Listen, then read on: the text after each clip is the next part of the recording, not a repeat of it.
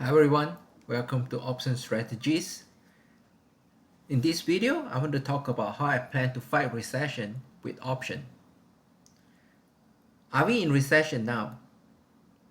Recession is a period when economic activity is slow, which typically indicate by negative growth domestic product (GDP).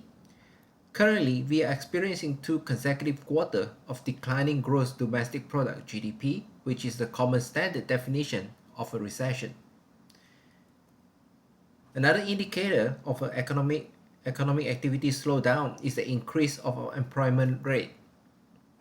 So far, the job market is still strong with many companies having trouble finding employees. Latest monthly unemployment rate even dropping to 3.5% from 3.6%. However, many companies like Apple, Google, Meta Platform, Best Buy, Ford Motor, and Walmart have already announced either hiring freeze or layoff. Even Fed Chair Jerome Powell acknowledged that many Americans will feel the pain and lose their job with Fed increased interest rate to fight inflation during his speech at the annual Jackson Hole's Economic Symposium on Friday had chilled the stock market. Another two indicators of slowing economy are contraction on manufacturing income and decrease on retail sales. Both are greatly affected by the inflation and raising interest rate. So, how can I ask the stock to work overtime to increase my income to fight recession? When I buy stock, I only make profit by waiting for the stock price to go up or giving out dividend. However, I can make extra income to fight recession by selling a call option, which allow me to collect extra premium. To sell a call option, I'll have to make sure I own at least 100 shares of the stock, because selling a naked call is high risk and have a potential for unlimited loss. Then pick an out of the money strike price to sell the call option. The rest is just collecting the premium and sit back to wait for the call option expire worthless or being exercised. Now let's talk about a few scenarios that can come out from this strategy and how to deal with each of them. Scenario number 1 is the stock price going up but never reached the strike price of the call option that I sold when it expired. This is considered as the best scenario.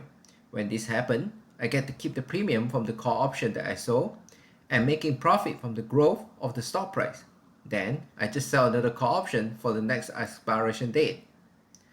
The second scenario is the stock price go up and breach the call option strike price that I sold. In this scenario, my gain is capped by the call option that I sold. Remember, as a call option seller, I am obligated to sell the stock at the strike price when the call option buyer requests to buy the stock. When this scenario happens, I get to keep the call option premium that I sold and making profit on the price increase from the price I own the stock to the strike price. I have choices on what I can do next. First choice, I can take the profit by buying back the call option and selling the stock. Then buy the stock and sell the call option again.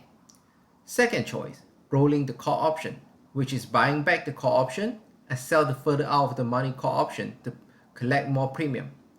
If the stock price staying above the strike price, I can go with choice number 1 at this point, or keep repeating choice number 2 until the stock is called away or the option expired worthless. Scenario number 3 is the stock price going down and drop below the price I pay for the stock when it expired.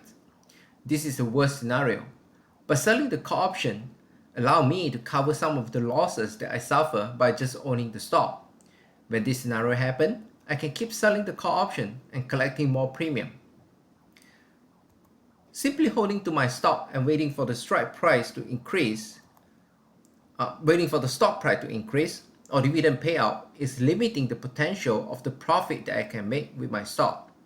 Selling a call option against the stock that I own allow my stock to work overtime and increase my profit potential to fight recession. Thank you for watching, and remember, all trade examples discussed in this video are not trade recommendation.